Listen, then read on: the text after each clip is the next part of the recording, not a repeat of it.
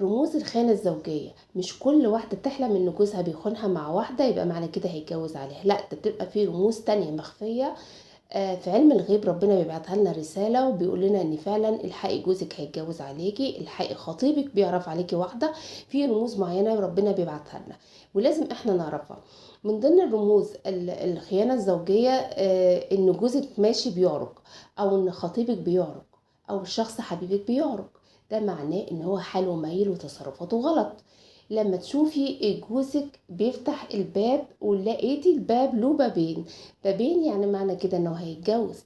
لما الواحدة المخطوبة او او المرتبطة او المتجوزة تحلم ان جوزها بينط من على سطح لسطح تاني، ده معناه ان هو بيفكر يتجوز جوازة تانية وعلى علاقة بواحدة قريبة انتي عارفاها، ممكن صديقة او قريبة.